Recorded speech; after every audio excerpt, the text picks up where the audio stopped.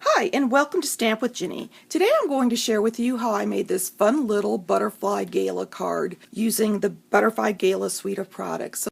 Okay, let me show you how I stamped the card. I am going to start with my butterfly image, and because this punch is directional, you're going to want to make sure that you put it on your cardstock so that it's facing the right way with the large butterfly closest to the edge. And I'm stamping this in our tuxedo black.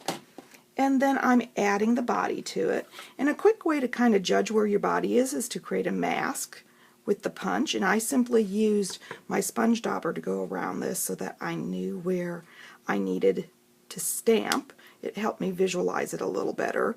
And stamp the butterfly's body using that as a mask. And I can remove that now. And I'm on to coloring the butterfly. And I'm simply taking my sponge dauber and inking it up with my lemon lime and doing the outside edges first because this is the lighter color, and then I'm taking the balmy blue and doing the center of the butterfly. And I am using a circular motion so that the butterfly is not streaky, and you can do this as light or as dark as you'd like depending on how much color you'd like, and then you are ready to punch this out.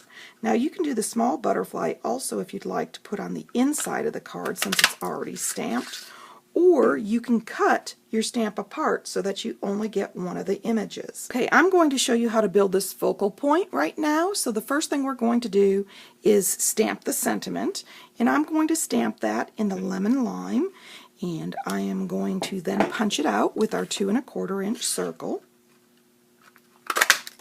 Once I've got that done, I'm ready to use my butterfly as a mask. And I'm going to flip that over, and I am going to stamp the little antennae on for the butterfly onto that circle. And the back of the butterfly just creates this mask for you. So I'm going to punch out a second butterfly using some vellum.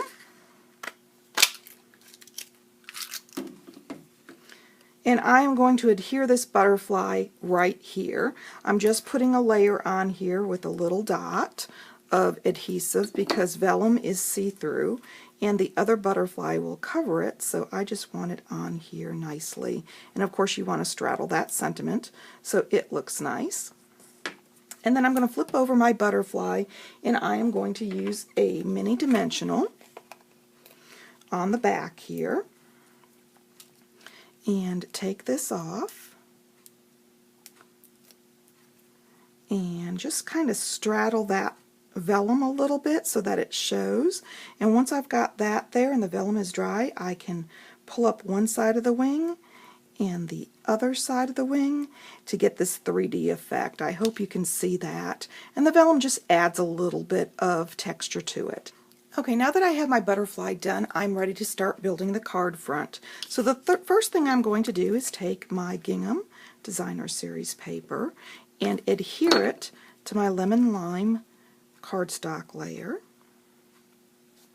and then I am going to adhere that layer to my balmy blue cardstock right in the center, and I've put it up just slightly towards the top so the bottom margin is a little larger.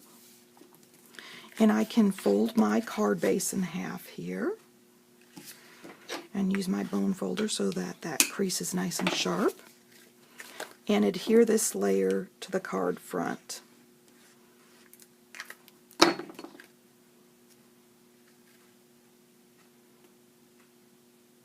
There we go.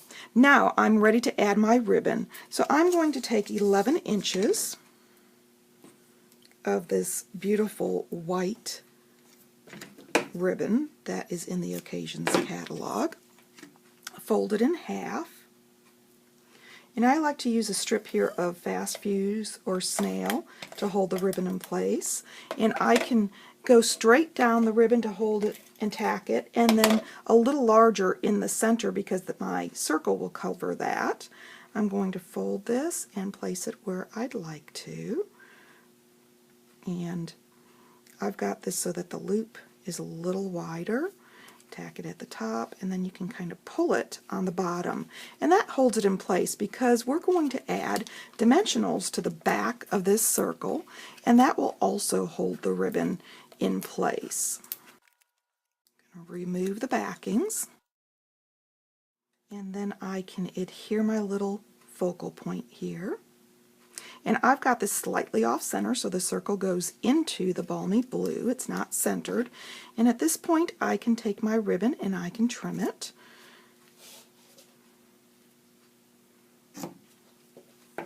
And I'm going to use these fun gingham shapes next. They're self-adhesive, so they make things really quick and easy. You can use your pick a tool if you'd like to for this, but I'm just quickly adding them to the card front. And I'm going to add another one here. I like to use my paper piercer to pick these up because they're so tiny, and I am going to place one of these pearls in the center of each one of my flowers just to add a little more dimension. I think it's really pretty. And everything is self-stick, so they're easy to use. There we go. So there's my finished card. Let me show you the original again. If you'd like any of these products, feel free to stop by my online store. You can get there from my blog, Stamp with Jini.